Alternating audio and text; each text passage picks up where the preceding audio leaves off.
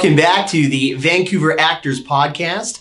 I am your co-host, Michael Coleman. And I'm your other co-host, Sidney Quesnelle. And today we are with local headshot photographer, or photographer in general, extraordinary Brandon Hart. And we're going to get into a lot of different ideas today in terms of, the A to Z of getting the right headshot. So, you know, whether you're starting out or whether this is something you've been doing for a long time, our 8x10 is still our number one marketing piece, is still one of the things that is probably the most imperative element of our business as professional actors, is this 8x10 snapshot, this moment in time. This is how a lot of our opportunities are first created and initiated. So we're going to get into a lot of different things today. We're going to talk about what you're going to look for, what photographers look for, the collaborative process, how to ensure that you get the best shots possible, how to make sure that you get headshots that create opportunities, Before we get too deep in, though, we should thank our sponsor, weaudition.com. And if you use our code Vancouver Actors, you get 25% off on your audition self-tapes. So this is a service that in a self-tape world, post-pandemic, pre-pandemic, pandemic, in any environment, these guys aren't going to stop running their business. And very quickly, I saw this happen just this week on Facebook. This one actor was like, guys, I really need a female reader for this role. Like, my boyfriend is not cutting out for it. And then she couldn't find anyone, and she ended up taping the opposite roles for herself.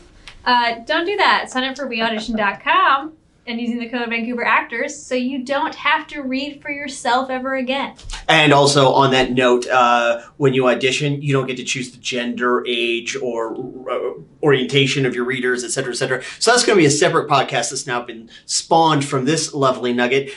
We don't get that luxury. That's not how the acting world works. So we're going to keep this podcast focused to this is how the real world works. This is how you book real world stuff. But weaudition.com, at the very least, the one thing you should always have, as Sidney has just articulated, is a professional reader. One of the things that I think that often gets missed in the audition process is that it feels like often we have people that are just doing monologues in our general direction. And one of the reasons we hire professional actors to read with you is we want to see what you look like when you're doing a scene, not just making offers, but receiving offers and behaving truthfully under imaginary circumstances. So let's get into how you can even get an audition by having great marketing materials. We will get, yes. But before we get into that really quickly, weaudition.com, it's a great website, a great app, and it's an opportunity for you to not only always ensure you have a professional reader, but you also can submit to them if you wish to add that to your revenue streams and offer your services as a professional reader. So that is an opportunity.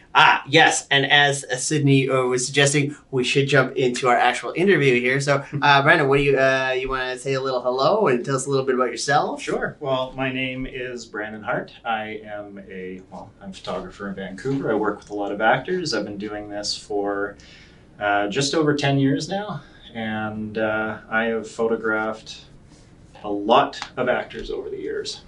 Yeah, I bet. So over 10 years, so that's a lot of headshots. I think it was Malcolm Gladwell who said it takes 10,000 hours to be really good at something. Yeah. But I got to figure you got to have well past 10,000 hours. You're, according to Malcolm Gladwell, you're past expert territory. So you're in the sweet spot. So you've been shooting for a while and gone through the different generations and probably have seen and done a lot of things. Before you were a photographer, though, hockey guy, yeah? Yeah. I was a junior hockey player. Where'd you play? I played... It's now a hockey podcast, if anyone's listening. Yes, we are talking about hockey now. I played in... Oh, God, I was all over the place. I played in Summerland. I played in Langley. I played in Estevan, Saskatchewan, in Chilliwack. Unreal. That's great. Yeah. That's fun. Yeah. No, that's my background, which is a polar opposite of my next step, which was actually going to acting school. And you went to VFS, if I'm not mistaken. Yeah. So how'd that go? Great. I graduated in 2007, and it's funny to think how long ago that is now. Right. Yeah. And then after that, I became a professional actor for the next, I guess, 3 or 4 years, and it was going well. I loved it. I was extremely passionate about acting. Yeah. I still am. I still feel like I'm involved in the acting circle because of what I do. But, Sure. I never meant to become a full-time photographer. Yeah. It just kind of worked out that way. And if you're good at it and you like it, I mean... Well, that's the thing, is that I think that quite often in life, if you do something and it feels like the world is giving you something, I think it's your job to say yes. Yeah. Mm-hmm. And I said yes to photography, and 10 years later, here I am. I like one of the things you have on your website. You speak about the accumulation of life. And Yes. yeah, brilliant. I'm also a very big believer. Also, for those of you playing at home, has some thematic synergy with films such as Star Wars or Harry Potter, and the good and the evil and the choices you make and all the experiences you have make exactly who you are today. So you have to embrace all the good and all the bad and all the positives, all the negatives, because whoever you are today is a culmination of all those experiences and all those thoughts and all those, relationships that you've had that brought you to where you are today. So, the difference between like a Luke Skywalker or a Darth Vader or a Kylo Ren versus a Rey is people who lean towards the light or towards the dark. Many of us have the exact same experiences, but we lean into it differently. Harry Potter versus Voldemort. So I don't know who the Voldemort photographer is, but we're going to assume you're the Harry Potter of photography, or maybe we'll give you Luke Skywalker, Rey. You can be who you want on the good side. Try not to name names so that we don't get canceled. Yeah. I'll take whoever I can get. Yeah. So, but I think it's actually a really interesting philosophy. One of the things I really appreciate, I've been working as a professional actor for over 30 years, and I've worked with a lot of different people, and I've always been really appreciative of whatever people's backgrounds are prior to getting into the process. The directors I've preferred to work with, that's going to get me in a lot of trouble. Directors that I have often on occasion found a level of alignment that is unique is those that come from the acting background. So you as a photographer that comes from the acting background, I think is an incredible resource to us, because you'll have a different understanding and paradigm with what our headshots do. And what's going on behind the camera, what's going on with the actor For as sure. they're taking the photos. Because I know that I've taken headshots with people that are just like, okay, pose like this. I know it's really awkward, but it looks really good. And then I look at it, I'm like, it doesn't look good because you didn't give me a way to not look awkward while doing it. So I find, because I did photography while I was an assistant to a photographer in high school. Is one of my jobs. Very cool. And I know that it's a big difference from watching that photographer grow into learning how to teach normal people how to pose and actors how to pose. I think that it was... Well, it's an interesting thing because, kind of going back to what you were talking about, we all have our own way into these things. I mean, every photographer is like anything, right? Any photographer is going to have their own way into how they do this. And my technique has developed a lot over the years. At first, I was very much a actor's headshot photographer, or when I was shooting headshots, and I would really pull at the heartstrings and try to pull out the truth, and I still do that, but it's not as it's certainly a very different process than when I first started. I bet. It doesn't need to be a Meisner exercise. No. You would have had shots before you were a shooter. Yes. Do you remember who you shot with? I sure do. Who'd you shoot with? Pink Monkey. Did you? Yes. Awesome. And I think I'm pretty sure it was fairly early on in their career as photographers, and they're very, very, very lovely people. I showed up for my headshot. So I graduated in 2007. Got the headshots done in January of 2008. And and of course I'm in my early 20s at the time, and I was going through this awful breakup with a girlfriend from acting school, and I'm miserable, and I'm already in that acting school headspace. Well, save the drama for class. I know, what are you doing? I know. And so I show up for my headshots, and I think I must have had an hour's sleep, and I was just feeling awful, and I show up there, and they just said to me, they said, you look like you haven't had any sleep. And I said, I really haven't. I wanted to. And they said, well, we're not going to be able to get rid of this on camera. It's going to show up. Yeah. You're going to look tired. And I said, oh God. And I felt awful because I felt like I wasted their time and everything. And I was wasting my time, and they're expensive and everything. And they were so lovely. And they said, go home, take care of yourself, come back another day, and we'll do your headshots then. And I'll never forget that. They're very gracious and very kind people. Without naming names, have you ever been able to return that, or have you ever found a situation where you needed to return that sort of a situation? Karma into the world. Many times. I had one. I had a really good one this summer. One of my clients that I've shot a number of times over the years, Daniela, she was coming from the island, so she's coming from Victoria to have her headshots taken, and she was going to extend it and be here for, I guess, 5 or 6 days and stay with a friend. And gets out of her car, she walks in, and she just starts laughing. And I said, what are you laughing? She says, Brandon, I left my clothes. Oh, no. And I said, what, in the car? She said, on the island. Oh, that's a tough one. And I joked and I said, you know what's actually really funny? I forgot my camera today. And I did. I have a number of cameras, but the one that I use, that at the time that I used specifically for headshots, I'm like, yeah, I forgot that. So this is I suppose some sort of synchronicity, and why don't you come back another day? I love it. Karma's good. Yes. On that note, on the tech nerd side, because I like the tech stuff. Sure. What's your favorite camera to shoot headshots with? Do you have like a favorite? Do you have a favorite box? A favorite lens? Do you have a favorite thing? What's your stuff? So right now I've been having fun. So obviously I've had a number of cameras over the years, and right now for headshots, actually for almost everything now, I'm shooting with the Fuji medium format GFX 50R. Sweet. And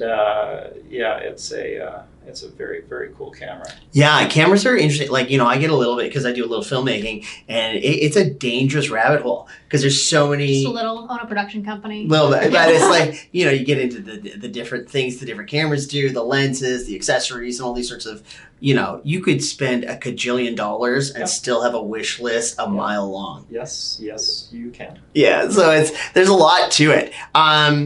All right, so what I want to jump into right now, what I think would be really beneficial is I think what we want to do on Vancouver Actors Podcast is make sure this is informative as possible and empower actors to have a little bit more control over their success or lack of success based on their own efforts and their own willingness to do research and work. So we're big fans of work smart. You don't necessarily even have to work hard, but you got to work smart, and you should probably work hard too. So on that note, what are some pieces of, I could probably ramble off a bunch of things over 30 years of headshots that I've done, but I'd rather hear it from a photographer in terms of what are some simple things, like, in improv we play a game called 5 Things. Like, what are 5 things that you're like, if every actor just did these 5 things, everybody would have like killer headshots. It's really easy. Sure. What are 5 things that might be really cool that actors could do? Sure.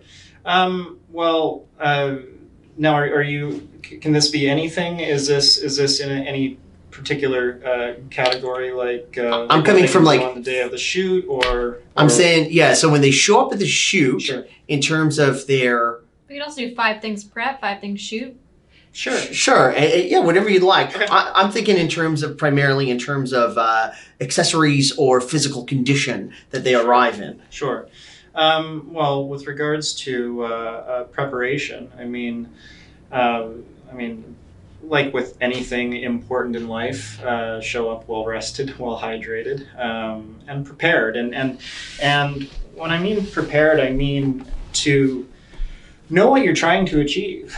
Far too often, I stress this hard with my clients, to know what you want, know what you're trying to achieve with this, because far too often people come in and I say, all right, so what looks are we shooting today? And I'll get well, I like this red shirt, I like this jacket, I like I don't know, this. And so then what happens for me is that I have to come in and say, okay, well, that doesn't. Yeah, are you the isn't same castable. person wearing different Exactly. outfits? And so the most important thing that we can do is to have photographs that are castable. That when a casting director looks at that photo, they can say, this is where he, she, or they is playing in that on that show in this role.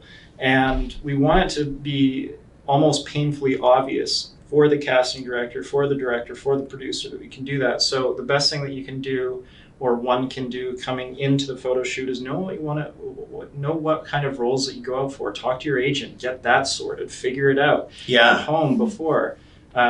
Go through outfits. Look on my website. Look on multiple photographers' websites. Just look at headshots. See what looks good. Look at your wardrobe, what you like, and tie those two things together, and then you can actually start to do something that, or at least you've got a level of preparation that you can start with. So got hydration, Yep. preparation, Yep. good sleep. Yep.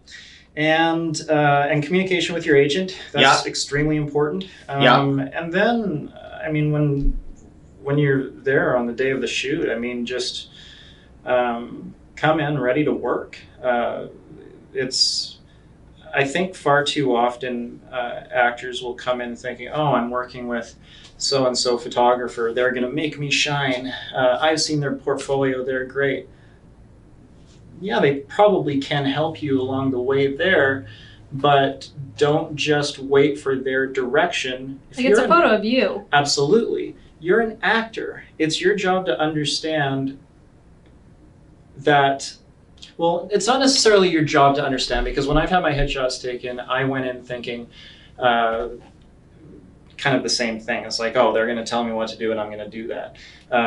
Since being on the other side of the lens, I try to make it much more of an effort where the actor is actually acting and using their skill sets, so you can actually be an expert at what we're doing. So if you can come in with knowing that you can use those skill sets to your advantage, then what happens is that it's just another form of preparation, I think. I love it. There's so many things in there. So, we could unpack a lot. We really can't. So I'm going to go back to, the thing that always blows me is when actors show up with a whole mess load of wardrobe and say, what do you think I should wear? Like, I've seen it. Yeah. Like, I literally know every item of clothing I own, and I know what clothing I wear for things. Like, I have this blue shirt and this certain suit. Yeah. That's my wedding shirt. Sure. It's my wedding suit. Like, when I go to weddings, I don't mix it up. Yeah. I look good at weddings in that shirt, that suit, that's what I wear. Yeah. If I went to a headshot photographer, I might say, here's a second shirt, or here's a little bit of color for the pocket, or some pocket square. I have 3 Hallmark outfits. Right. That I'm like, okay, this is my secretary Hallmark outfit. This is my baker. This is my girl on the street. Like, I have the 3 different. Yeah. So I feel like outfits. I think it's really important. We also, I grew up in a time where we didn't have cameras, let alone them on our phones and abilities to send them. But like, I'm always floored that people don't take pictures in advance of, here's me in this out, this. Like, you could actually send it just on your phone to your agent and say, here's some looks I'm looking for. Yeah. Anything jump out at you, or you could send it to other friends or your acting coach. Little area that you have, and put it on portrait mode, on timer. See what it'll kind of look like with the bad quality that is a phone. Yeah. And then be like, okay, I want this, but better. But the point being, you can create these looks, and before you even get to the headshot photographer, you and your team, because you're running your team, could have looked at a bunch of looks well in advance, so that when you're sitting there, you might be helping them pick out, this is why this color will work, or this is why this outfit might not work, or we can... Well, it's like you don't, like when you see a breakdown of auditions, like a casting breakdown, you don't just message the casting director your one headshot and be like, what one do you think? Instead of like actually submitting for one character and figuring out which one. And actually, you are. it's actually a good, think of that as almost as an analogy. You don't, when working with a photographer, to actually, bring some ideas and actually try to act for the camera.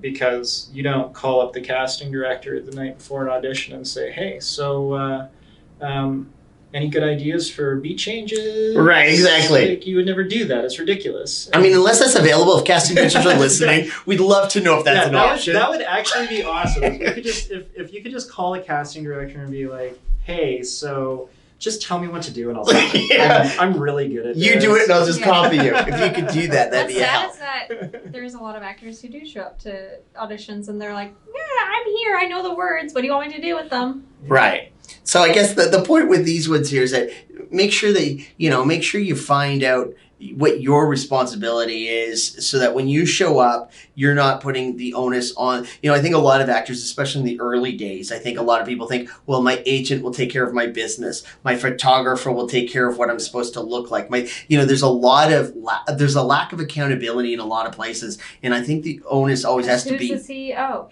You are the CEO of your company. So I think it's important that, actors walk in with an idea. That being said, I also think it's important to note that you can't force photographers to make crappy photography. If I was a photographer and somebody wanted me to only shoot crappy headshots, I wouldn't do it. I'd be like, you know what? I'm probably wrong for you. Yeah. I'll give you a list of people you should go see. Because hey, here's my vampire outfit. What do you think? Because it's going to be a reflection. So it's a collaborative process, and every photographer is going to have a different vibe or style. So that's part of your research. Is make sure you're shooting with somebody that aligns with you in terms of process, and going back to like the hydrated and the well rested. You shouldn't be drinking or going out partying the night before. I mean, even if I'm on my best behavior, I'm at an age where I don't get zits unless I got headshots the next day. It's the only time my face is like, oh, do you want the pimples to come out? I'm like, oh, you gotta be kidding me. You knew I had headshots. I was keeping that a secret. Yeah. And not surprisingly, I'd say everyone has that happen to them. Yeah, it's such a weird phenomenon. Stress. Whatever it is with our face, our zits just know when we're getting headshots, and they're like, oh man, I'm gonna wear the best outfit. I'm gonna jump out super huge. Yeah, it's my turn to celebrate. So, the other thing you'd mention is just creating a good environment and things like that. So I know, like, when I'm always somewhat embarrassed when I bring a playlist for a shoot. My daughters are 5 and 9. Yeah. It's literally the music I listen to. I listen to music that 5-year-old and 9-year-old children listen to. Yeah. It's what I rock out to. So, but it also puts me in the right headspace. Sure. And it's where I feel like when I'm thinking of my wife and children, it's where I feel most empowered. It's where I feel most creative. Yep. It's where I feel, like I'm ready to do my thing. Yeah. But what's your what is yours? Do you do that? Like, do you have to put on some music, or how's your vibe? Because everybody's different, right? Yeah. I mean, for me, if somebody wants to bring their own music and that makes them feel in the zone, absolutely. For me, I'm kind of. Sometimes I feel like music. Sometimes I feel like that helps bring stuff out of people. There's this one song that I used to play years ago. I haven't done it in ages, but there's this one song I used to play years ago, and I wanted to get like a really deep photo of somebody. Yeah. And but these days, my technique has shifted so much that there are days that I don't even turn on the music because it's just me connecting with another human being. So. For sure. No, that makes a lot of sense. Now, I have a thing that I do, but I'd love to hear some additional ideas from you. So one of the things I learned early on in my career to save both me and the photographer a lot of time from looking through photos that neither one of us wish happened. Yeah. Because, we shoot a lot of clicks, right? Or we shoot, it's a part of the business. So I developed a thing that I found really effective because for me, it's always the eyes. The eyes tell the biggest part of the story, right? So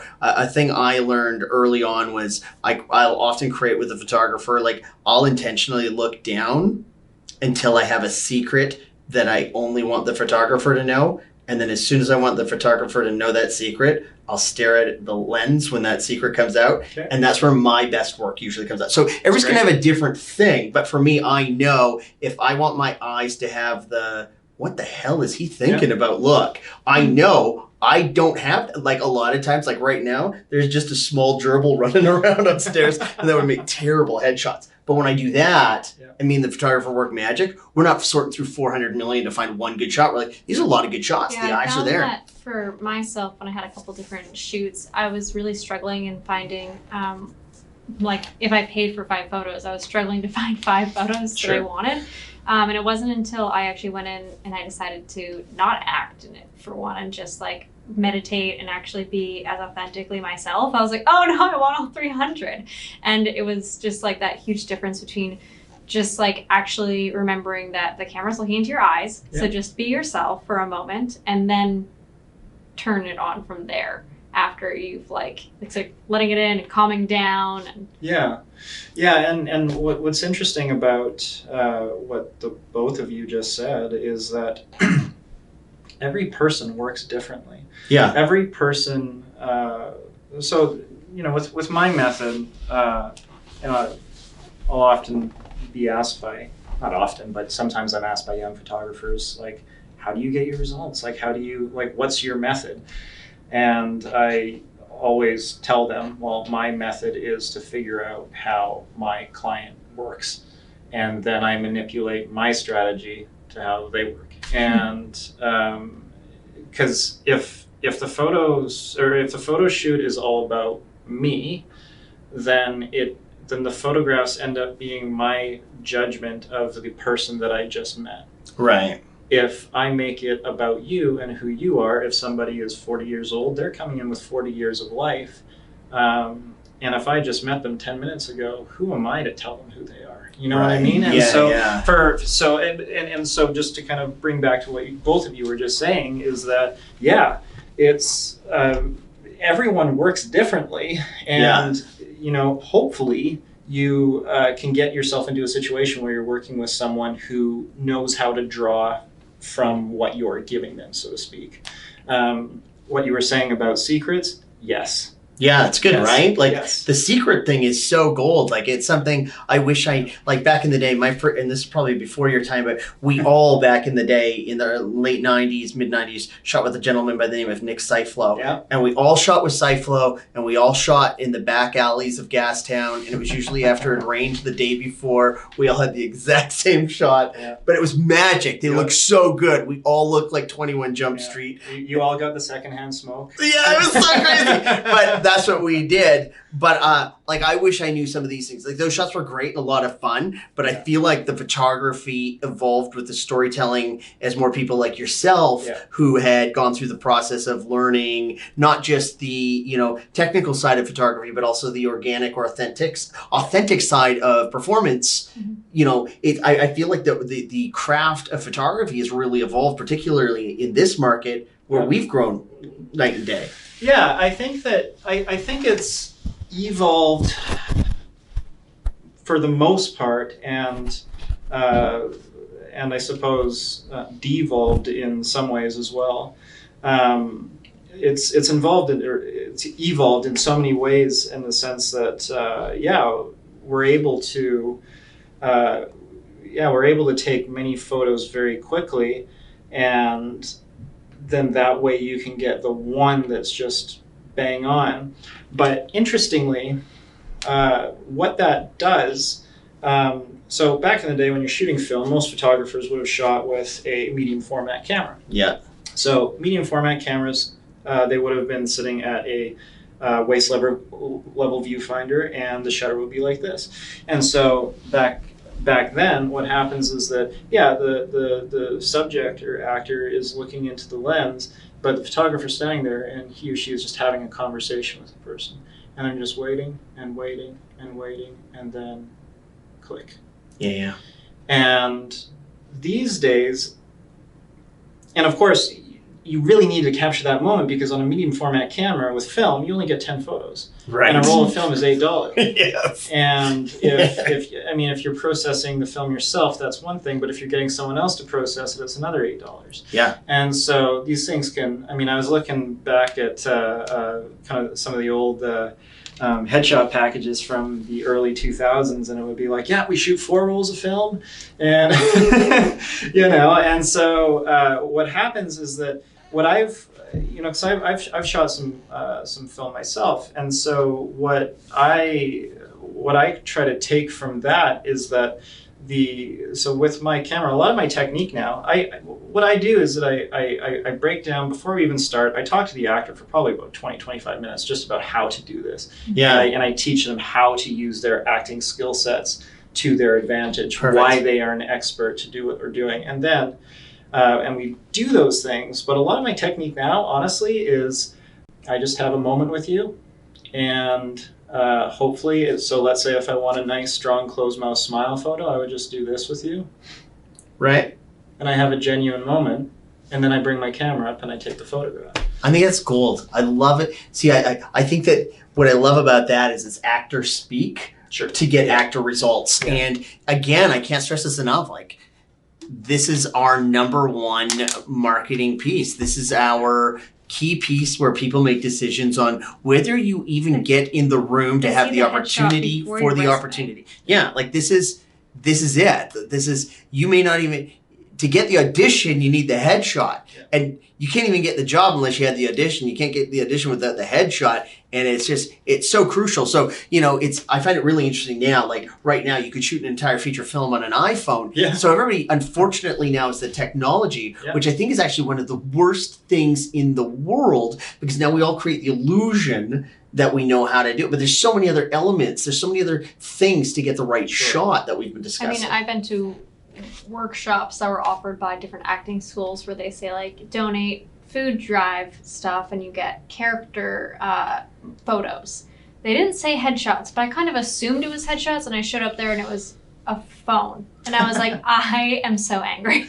Here's my cans. I don't need to take the photo. Like, here's my food. I'm okay, thank you. Yeah. And so it's very interesting how people, and I see a lot, I'm in groups like headshot photographer groups where they post everything. And it's just really interesting seeing the different styles, even regionally. Mm-hmm. And then also how many people are like, will these work for headshots? And I'm like, no, they won't. Yeah. And yeah, I mean, that's the truth is that, yeah, everyone's a photographer now. Everyone is a videographer now. And you know what? That's cool.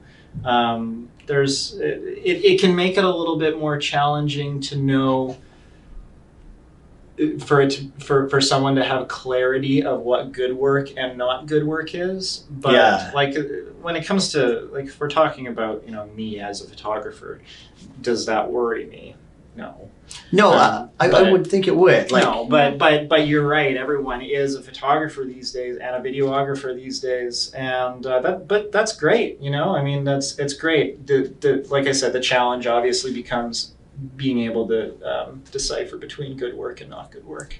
So now, as an actor and as an acting coach, I guess this is where I'll chime in with my 2 bits on why you should always get a professional photographer. So actors only have one job, and that's serve the story. It's literally all we do. Every day, all day long, we serve the story. Now, a photographer has the exact same job. However, what we get to do with multiple words, camera angles, time, dialogue, they literally get a single frame. They get a moment in time to capture a story as to who you are and how to represent you. So I would always just never disrespect the element or the amount of expertise, craft, and experience that goes into telling the world who you are in a literal image, a frame. It is such a short thing, and I think it's such a unique skill. So just something that it's not about wearing the right tie or having the right smile or being, cute as the Dickens. Is that a saying? It feels like it's a saying. It's not any of that. It's, it's when we're casting, we want to see somebody who looks that looks like a firefighter. Yeah, that looks like a professional. Yeah, that looks like somebody who fights aliens or whatever it is. And as much as actors, we often think, I can do all of that. I can do all of it. A professional headshot photographer will really make sure that shot embodies those things that you're trying to do. Well, you don't want to be a caricature. You don't want character photos to be a caricature. You want you want to be your version of that. Yeah. It's like the exact same thing as that if you're acting the scene, you're not going to act about the character. You're going to assume that people believe that you are that, and you are going to dissect it and speak it in the way that that you would within the realm of, or within the framework of these lines of dialogue. Yeah. Yeah, it's like the difference of wearing scrubs in a photo versus a V-neck shirt kind of thing. Because they can see you in that character, but you're not just like, I am a doctor. I know. That's all I know. I I love those. Like, so in LA, so one of the things as a photographer, I research headshots all around the globe. Here, I'll have a lot of clients, not right now, but a lot of clients who will go back and forth between here and Asia. And so knowing what headshots look like in Asia, what I'll often try to do is give them headshots that look like that. Same thing with New York and Toronto. They're also very different from Vancouver style headshots. Mm-hmm. And then LA headshots, which are the worst. Right now, they're like all like primary color backgrounds, like blah, blah, blah. Well, those are okay. Like, I don't like. I think that's cool. Like, I don't mind that. I don't do it.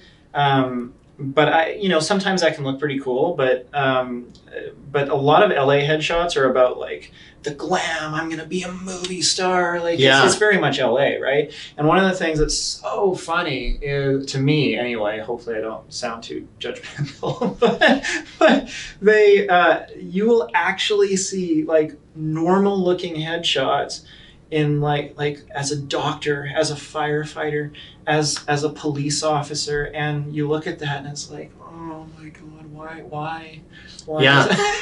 Well, we've got a rule here. Like, whenever we audition people or self-tape them, and our rule is, if the best part of your audition was your outfit, your audition was probably not very good. And if the best part of your headshot is your outfit, fail. There's dress to suggest rather than So there's lots of different ways that you can get a proper headshot or a self-tape without going so over the board that you didn't think we'd get it because your acting wasn't strong enough. I was a reader one time for a cast director in town, and the cast director couldn't come in because of snow.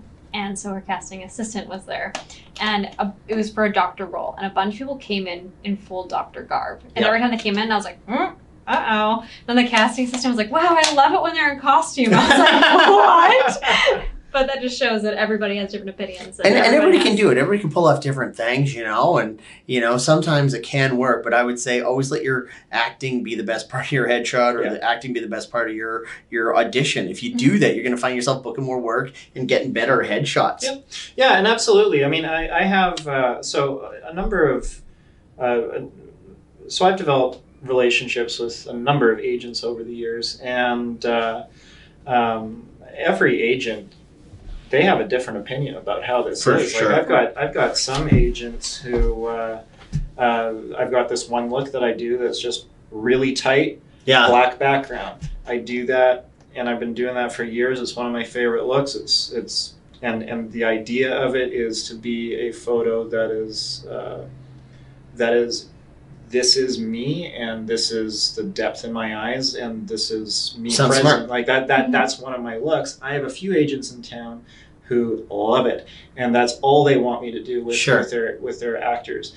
I have other agents who say to me, I don't know what to do with this, Brandon.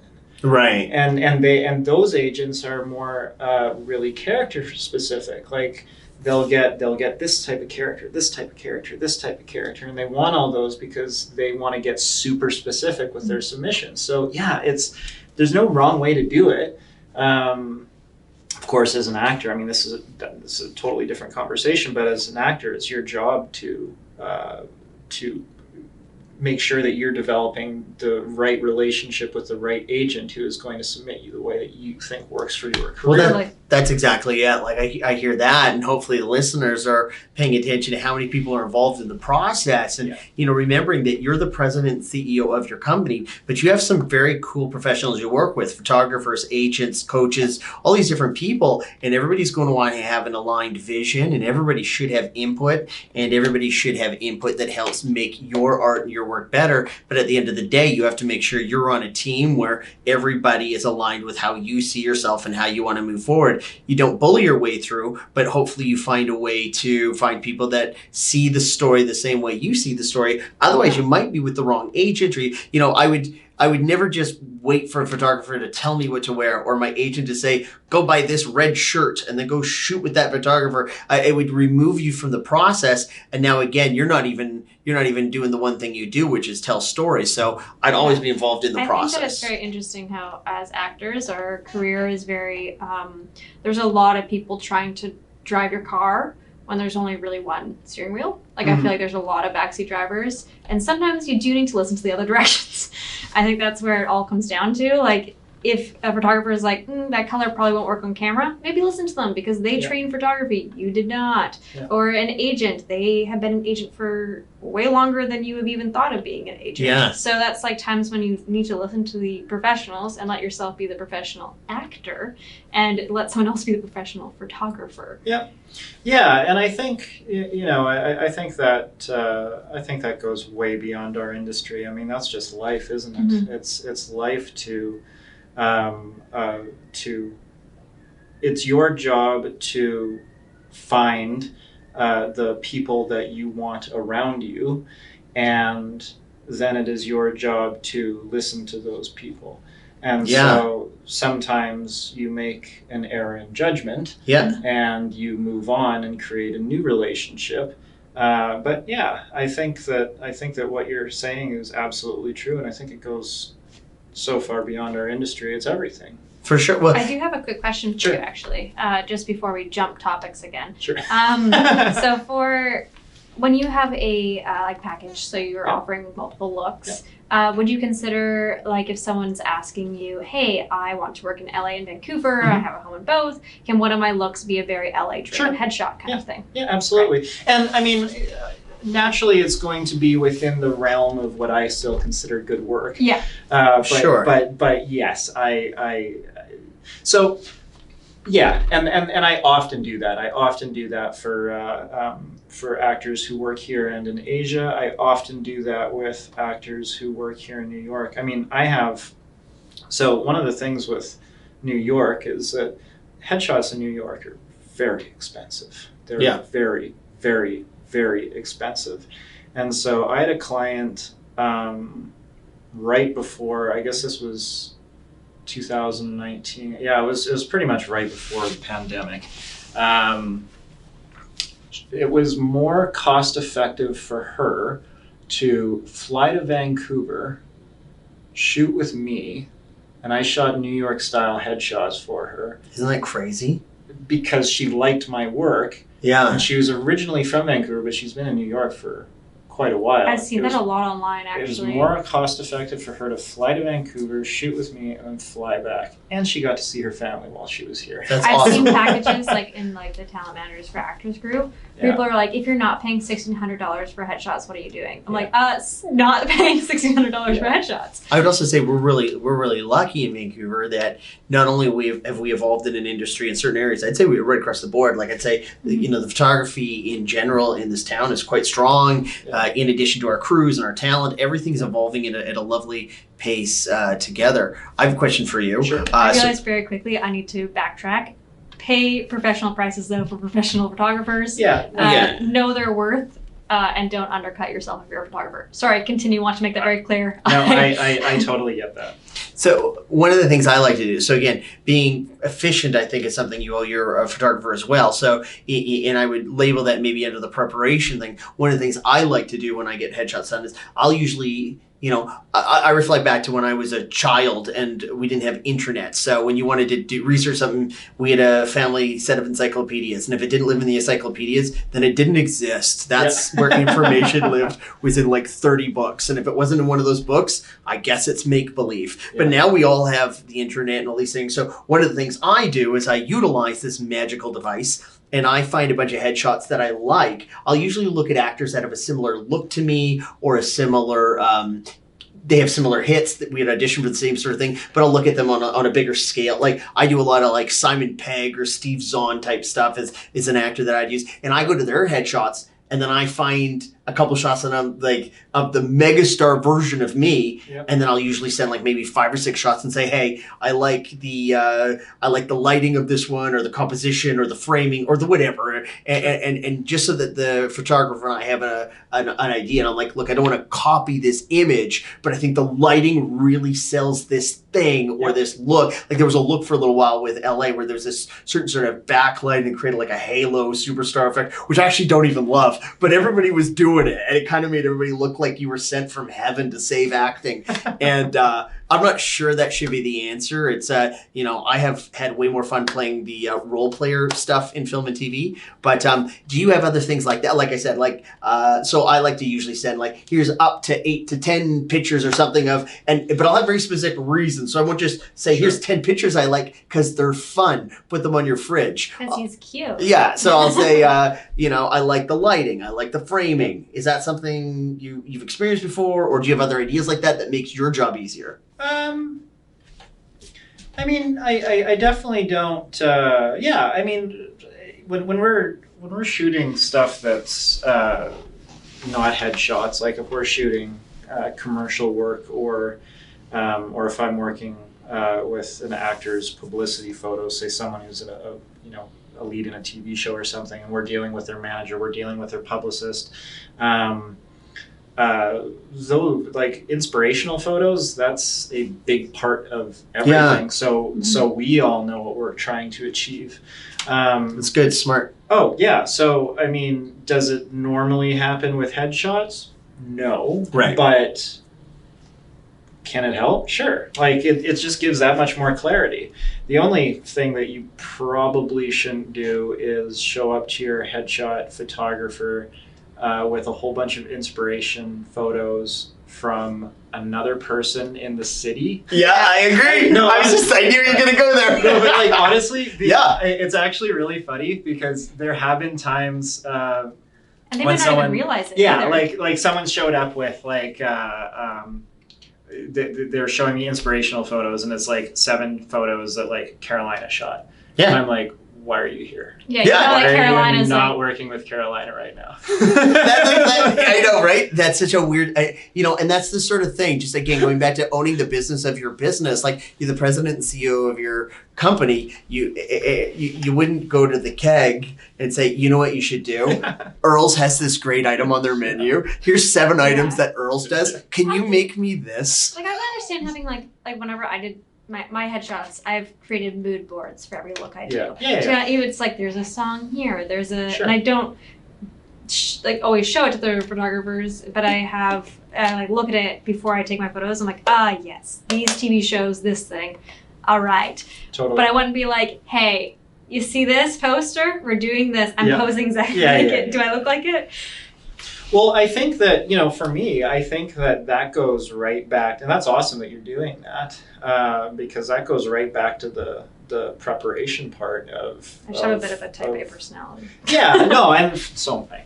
And so, if you're preparing yourself to know exactly what you're trying to achieve, or at least kind of get the general idea of what you want to achieve for each look, then that's fabulous. I mean, that is so helpful. Like my favorite photo shoots, honestly, when I'm shooting headshots, my favorite shoots are when people come in with specific looks. It's like, I want this, and this. Great. This is easy. Now all we have to do we can just figure each other out. Yeah, all we have to do now is focus on story, character, relationship, and communication, and we're good. Which is still a shit ton. Sorry, Grandma. A crap ton. Wow, this podcast just went PG-14. We haven't had a cuss word in 15 episodes. Yeah, she just swore to Grandma. Yeah. My grandma listens to us on the way to work. Oh, sorry, pandemic Grandma. is making we're losing control here. What are you doing? You're out of control. What I was trying to say is it's still a crap ton of work that you have to do, even when you're prepared. So why be not prepared? Because then you're just adding 3 times the level. For sure. Yep. For sure. Yeah. So let me ask you this, because we've ranted and raved, and there's a few other quick questions I want to do, but I think we should at this point insert, how the heck do people find you? See, heck. It's right at the tip of my tongue. Heck. I had so many words that were available, and I went, heck. How the heck do people find you in terms of photography? Well, there's this new thing called the internet. Yeah, it's really good. It's really cool. I just started using it. You can get food delivered to your house. I heard Bing is the way to go. Oh yeah, exactly. yeah. That's the future right there. So yeah, it's Brandon BRANDON -Hart HART.com. So that's Brandon-Hart.com. So it's not an underscore, it's the underscore that floats. It's like a magical one, the dash. Yes, it is. bridge. Well, technically, I suppose I should say hyphen. Yeah. Well, actually, that reminds me. This is a quick side note. I thought it was really funny. I had a client a couple of weeks ago. She said that her friend works in, I don't know if this is, she says it's a true story, but I'm not 100% sure. Anyway, she was saying that there is, at the hospital, the maternity ward, there is this child that is named L.A. Ladashla. Ladashla. Is this, have you heard this It's a viral story. It's a viral story? Okay, so this... Ladashla, I heard it as a teacher because I heard it in early Her name's childhood. Lala? Okay, so this is not a real story. This is just some... It could be though, because It it's a could very be. popular Okay, so name. Ladashra. Okay, so lots of people have heard this. Ladashra. I was making the joke. I said, I wonder if she knows that her daughter's name would actually be La-hyphen-ra. Which is kind of cooler. That's a pretty dope name.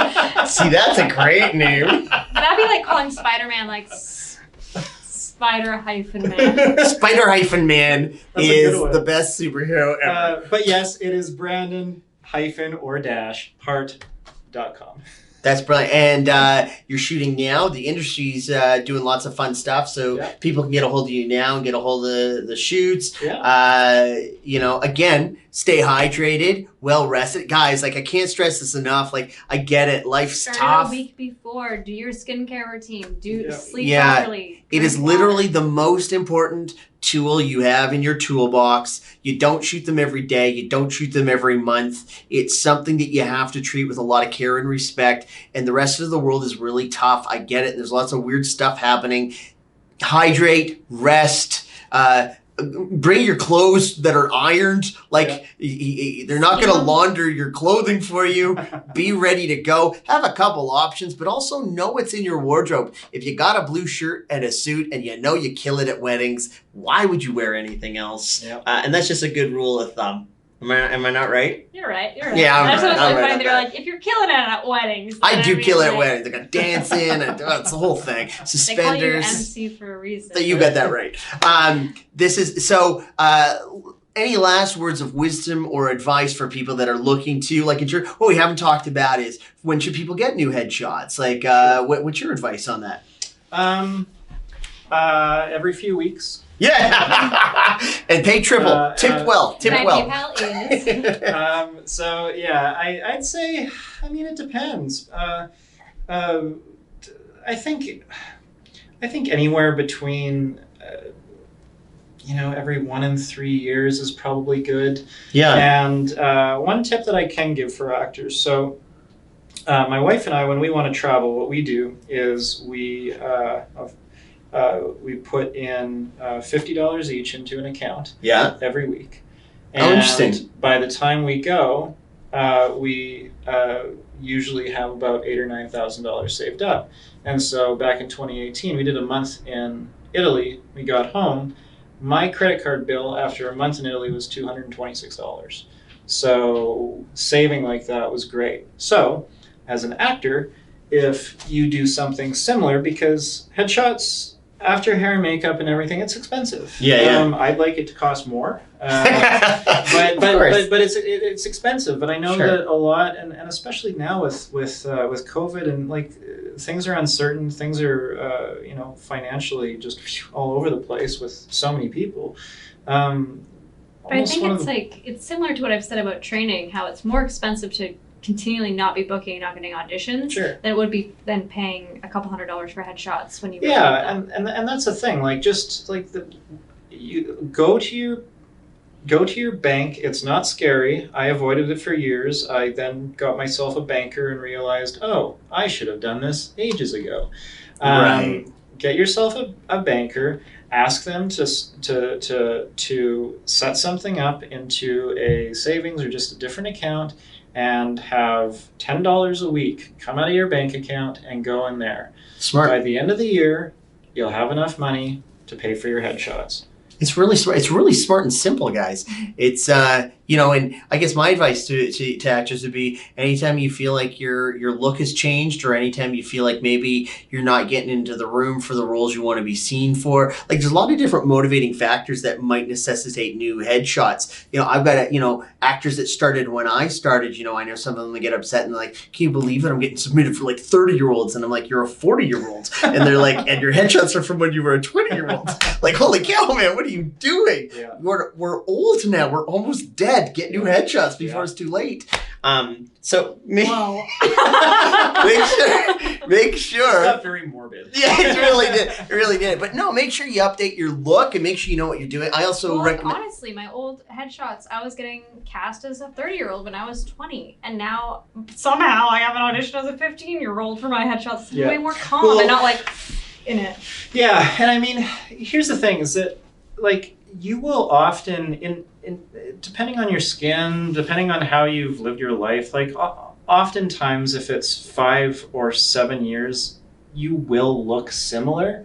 Like I look back at my headshots from when I was in my early, I guess when I was 23. I'm 36 now. I look at those photos, minus the white hair and a little bit of weight, I actually mostly kind of look the same. Well, honestly, I thought you were like 25. Tops. Yeah. I'll take it. And then when you said 2007, I was like, oh, honestly. I'll take anything I can get. But the thing is that the biggest change is the story in my eyes. Because I've lived more life. And the other thing that I don't think people think about often enough is that if you are getting new headshots every year or two, it is telling casting directors that you take your career seriously. For sure it does. And if you're showing up to that audition with, well, I suppose I don't print them very often anymore, but if that headshot just gets, it's Michael's headshot again. It's Michael's headshot again. Yeah. It's Michael's head. I wonder if he's focused more on the acting school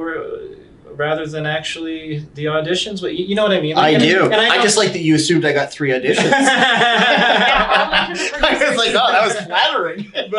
but you know what I mean? Like, and so if it's like, he's got a new head. Okay, so he's in the game. She's in the game. They're in the they game. got new headshots. I wonder if it's because they booked something else. So that's a danger. I think a lot of us try to spend a little. The thing that I hear the most is, I'm going to spend money as soon as I start making money. So everybody kind of wants to get their career on layaway. It's a thing we used to do in the 80s. So everybody wants their career first, and then they'll at Sears. You want your career. Yeah. But you have to spend money to make money, guys, and you got to spend money smart. And here's the spoiler alert and the sad reality of running a business. Businesses will have ongoing expenses, and again, we've said this 100 times. Well, now I'm exaggerating. We've said this countless times to this podcast. It's literally your number one marketing piece. It's the number one thing that gets you in the room.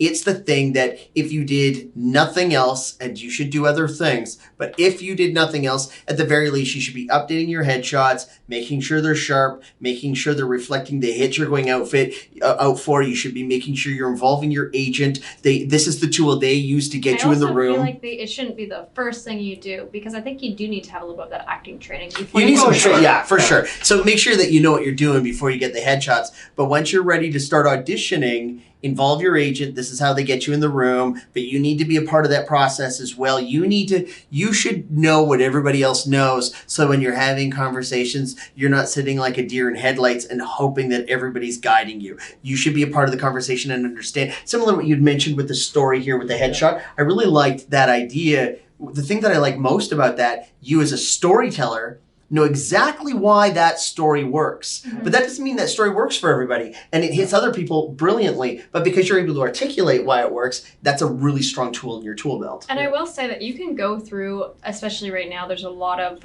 lifestyle photographers who are branching to headshot photography. You can go through so many $50, $100 photo shoots, and you're not going to get what you want when you could have just spent the couple hundred on the first one. Oh. And like, it really depends on who you're going to, but I just found that happened for me, at least. I kept trying to go to the cheaper ones, and then I was like, what am I doing? I don't look great because I'm not getting great direction. I'm sure they're great with people that know what they're doing, but I didn't really know what I was doing yet. And Well, you've been throwing out life lessons left, right, and center. I mean, but that goes with so many things, right? I mean, it goes with and I've learned that lesson so many times over my lifetime. Just do it right the first time. Exactly. And it might not still work out. That it does happen sometimes. Sometimes it doesn't work out. Things in life don't work out sometimes. But at least you're putting yourself in the best position to succeed.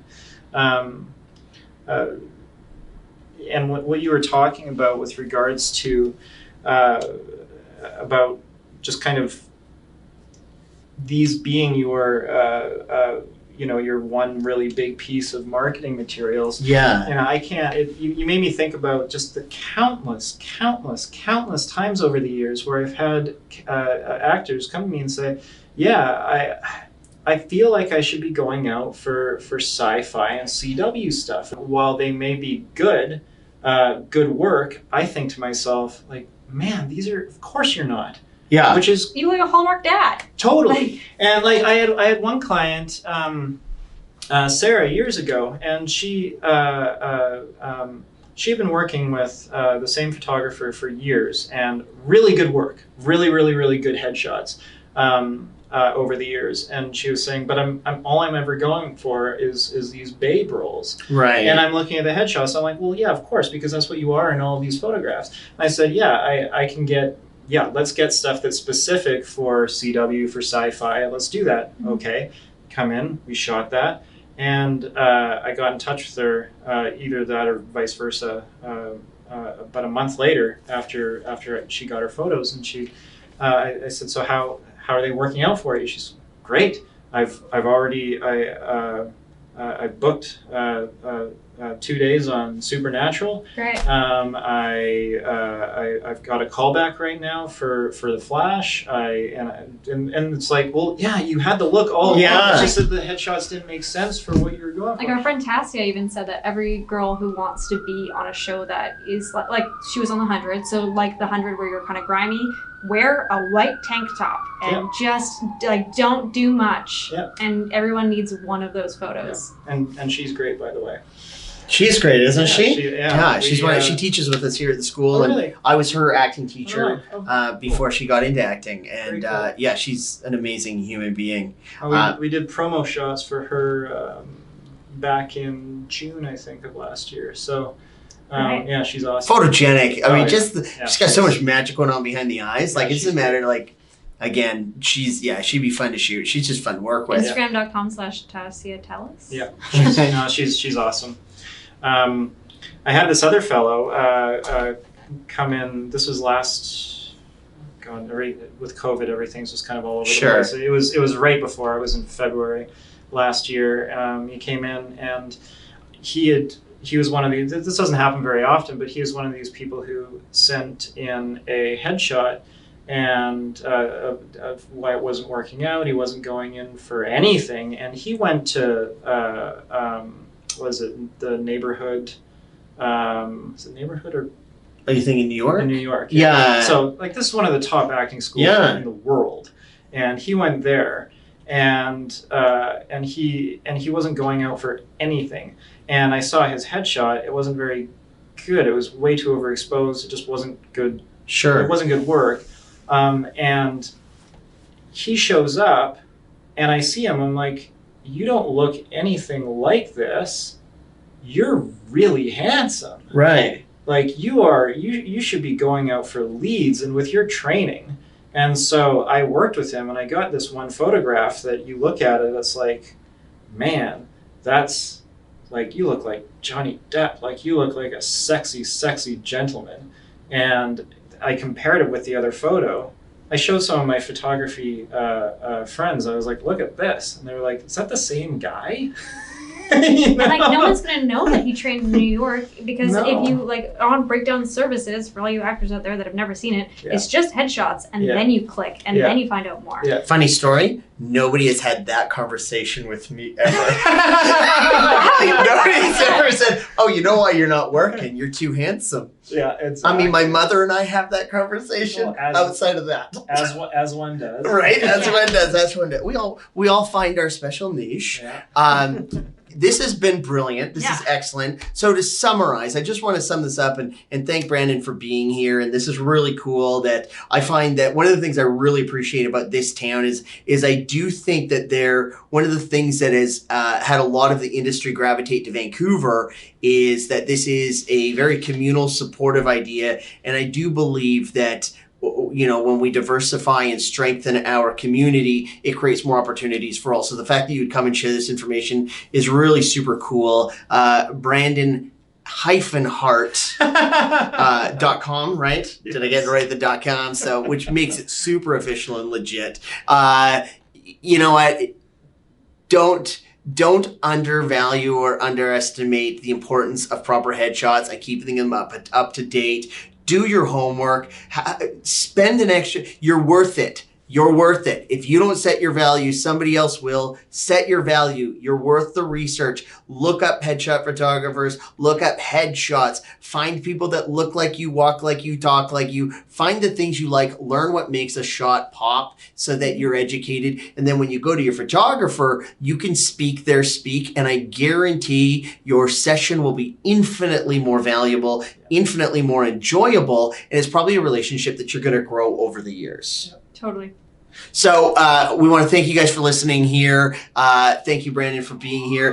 Brandon-Hart.com. A big quick shout out to our sponsor, weaudition.com. Again, use the access or the, what do you call that? The special code. It's probably got a, what do you call these codes? Discount code, special code. Promo code. Promo code. Yeah. Vancouver Actors. Just there's going to be a box. It's going to be empty. You put Vancouver Actors in it and you'll save money. You can also let them know if you're a professional actor who's available to be a reader. It's an additional revenue stream and it's professional actors. It's like the Uber of auditions because there's a star system. You'll choose the best for you. Yeah, so make sure, we're all being smart, we're all being safe, and we're all putting our best foot forward in the coming weeks and months as we transition through this confusing and continuously uncertain time. We'll give a big shout out to our producer, Lydia Rimmer. It is her last time with us. We had to fire her for inappropriate behavior. No, Lydia has moved on. She's gone on to bigger and better things. Hard to believe. We wish her the best of luck, and we're hoping that perhaps in her new role, she will find a way to help sponsor us because you know what? Everybody loves a Berg, but if it's Carl's, then that's a really great one. So we're not going to say where she's going, but Lydia's moving on. And before she moved on, for those of you who are watching this instead of just listening on one of our audio platforms, Lydia wanted to come out and do a little dance for us. She's shaking her head up and down. For the listeners, this is what I want. She's throwing up the horns. For the listeners at home, she's doing a full pirouette right now. She's doing my gosh. She's breaking it down. She's absolutely killing it. Wow, Lydia. So for next week, we're going to have a brief hiatus in terms of... no, we're not going to have a hiatus. What am I talking? I've lost my ability to use words. What I'm going to say is that normally you would email any of your podcast questions to Lydia Rimmer at storyinstitute.ca. For next week, you can email myself directly, Michael Coleman at storyinstitute.ca. Michael, common spelling. Now it feels like I'm talking to the police. Coleman is my surname at storyinstitute.ca. Any questions you have or any topics you want us to cover or any wonderful guests like we had with Brandon here to, you know what, let's all get better together. The more we strengthen this community, the more inclusive we are, the more diverse we are, the more opportunities we get for all of us. So let's be the change we wish to see in the world. Brandon, thank you very much. And bye. Bye.